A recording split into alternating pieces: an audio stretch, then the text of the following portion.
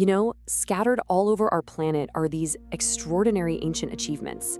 We're talking about towering megaliths, massive walls, all built by hands we can no longer name. And these aren't just ruins, okay? They are architectural puzzles that challenge everything we think we know about our own past. And the scale of these puzzles, it's just staggering. To really wrap your head around the scale we're dealing with, let's just start with this number: 800 tons. That's the weight of a single foundation stone at a place called Baalbek in Lebanon. That's like 2 fully loaded jumbo jets, carved from one single piece of rock and then placed with insane precision, thousands of years ago. And that brings us to the big question, right? How is this even possible? I mean, mainstream history tells us these cultures used simple bronze and stone tools, maybe some levers and ramps. But when you really look at the evidence on the ground, that explanation, it starts to feel a little thin. It feels like a huge piece of the story is missing. So, our investigation is going to start at Baalbek. This site is maybe the most jaw-dropping example of this whole architectural enigma, a place where the physical evidence seems to just completely defy the accepted historical story. Okay, so the context here is absolutely crucial. The Romans, and we all know they were master engineers, right? They built their incredible temples on top of a pre-existing foundation. They didn't build the platform itself. That platform, called the trilithon, is made of blocks so perfectly fitted you can't even slide a piece of paper between them.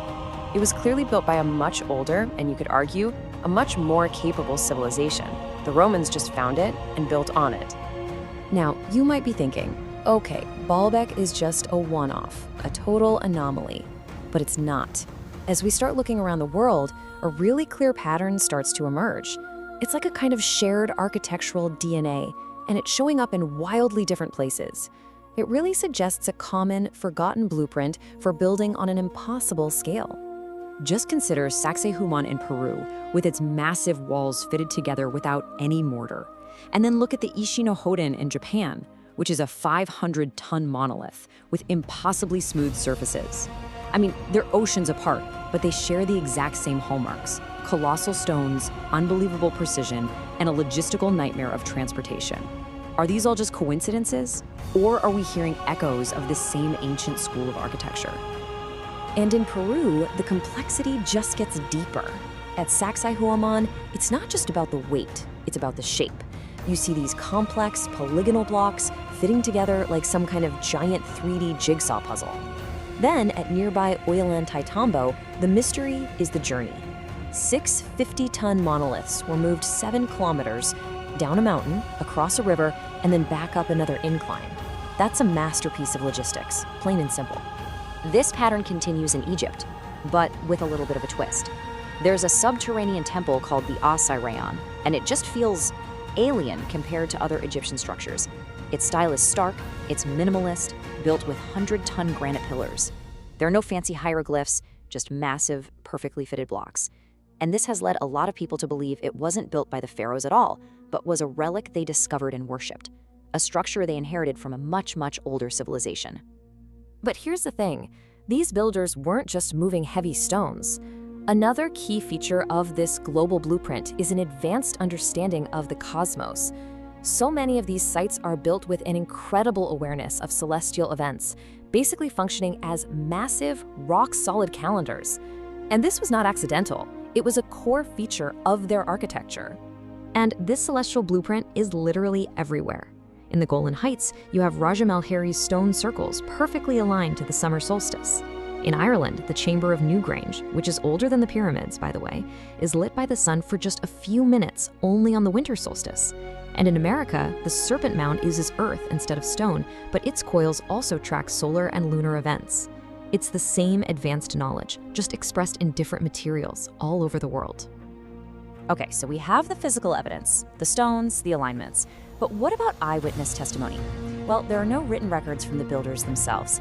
What we do have are the myths and legends passed down for thousands of years by the people who lived in the shadows of these monuments.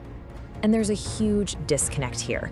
On one side, you have the conventional explanation: immense manpower, simple tools. But on the other side, you have the local legends, from Peru to Lebanon, that tell of giants, gods, and even lost technologies that could somehow soften stone like it was clay. Now, it's easy to just dismiss all that as fantasy, but isn't it fascinating that so many separate cultures came up with such similar, unbelievable explanations for these impossible structures? The recurring theme is that ordinary humans just weren't the builders. In Peru, the legends tell of the Viracochas, who showed up after a great flood. In the Middle East, they talk about giants. In Japan, they talk about gods coming from the heavens. The consistency is just uncanny, as if these myths are a kind of fossilized memory of a totally different kind of builder. So, if an advanced global building culture really did exist, what happened to it? Why did it just vanish, leaving only these stone puzzles behind?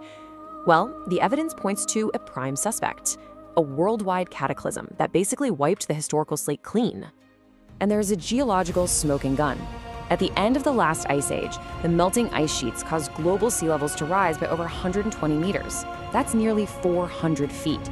And this wasn't some slow, gentle process. No, it involved catastrophic meltwater pulses that would have absolutely devastated any civilization living along the world's coastlines. The timeline here really puts it all into perspective. This period, when this impossible construction seems to be happening, it coincides with a time of immense geological chaos.